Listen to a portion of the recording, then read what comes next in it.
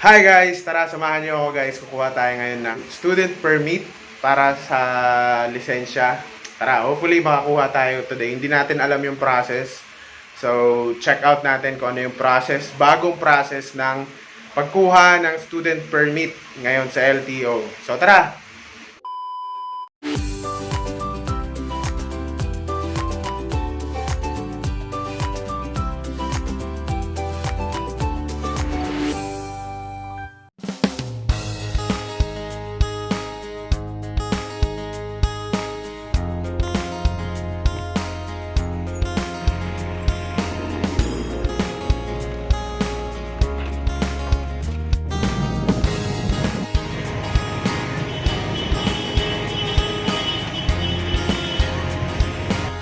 Ayun guys, so bakit ko pinapakita ito? So, ang nangyari guys, pagpunta ko sa LTO, pagpasok ko dun sa loob, ay dinirect ako nung nasa gate na kumuha muna ng TDC or yung Theoretical Driving Course na ino-offer lang ng mga driving school, yung accredited ng LTO na driving school. At itong slip na to, binigay lang to sa akin para puntahan ko para makapag-start ako ng aking TDC. So, ano lang to, parang slip lang to guys, para contact person, pero kailangan kong magbayad ng 1,500 pesos para sa TDC course. So, yan. Hanapin muna natin yung office nitong iRise. Yun yung pangalan ng driving school na hahanapin natin para makakuha tayo ng TDC course. At matake natin yon para magkaroon tayo ng certificate.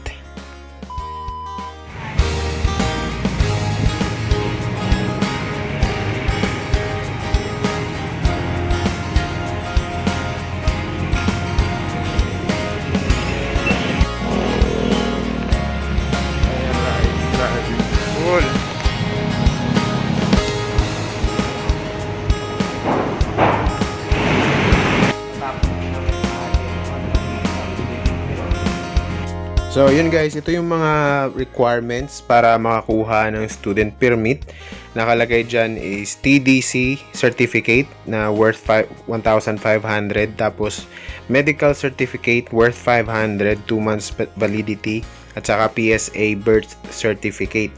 So, ito, papunta na to sa student permit guys, pero at this moment, wala pa tayong TDC. So, kumuha tayo ng TDC sa iRise worth 1,500, and the moment na yung pumunta tayo dun sa kanila, ang ino-offer nila and ini-encourage nila ay yung online, kasi dito sa kabila yung course dyan at schedule dyan ay puno na, and parang may mga technicality sila na nahirapan silang mag-accommodate ng mga estudyante on site. So they encourage us na i-take ito online. So 15 hours siya kapag iti-take mo siya online. So bibigyan ka nila ng access or login sa DriveSafe na app or yung website para ma-take mo yung course doon. So it's on your own pace yon. So depende sa iyo kung gaano ka kabilis mag-take ng training, kung gaano mo kabilis panoorin yung video, at kung gaano mo kabilis i-take yung exam. So, kailangan ipasa mo yung mga exam. Every video, every session, may video or may exam na iti-take after. So, kailangan ipasa lahat yun. So, based from my experience, naghintay lang ako ng mga 30 minutes dun sa office ng iRise. Tapos, nakakuha na ako ng login. Tapos, nag-start na ako na i-take yung course pagdating ko sa bahay. What happened was, medyo natagalan lang kasi may maraming lockdown. So, ngayon ng petsa, pumunta ako noon sa iRise. Ang video na ito ay kuha noong December pa yata. Tapos ngayon, or November. Tapos ngayon, January na. So, medyo natagalan kasi may mga ginagawa ako. Pero, mabilis lang nilang ibigay yung login credentials mo para maka-login ka sa DriveSafe. So medyo may mga bugs lang dun sa app, pero okay naman, madali namang i-take yung mga exams.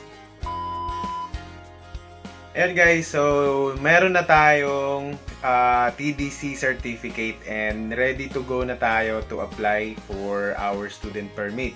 Pero may one step pa tayong kailangan gawin kasi kahit mayroon na tayong TDC certificate, kailangan natin ng final certificate from iRise. So kailangan natin magpa-schedule para kunin yung actual certificate na ibibigay ng iRise. So, meron pa tayong final exam na iti-take doon.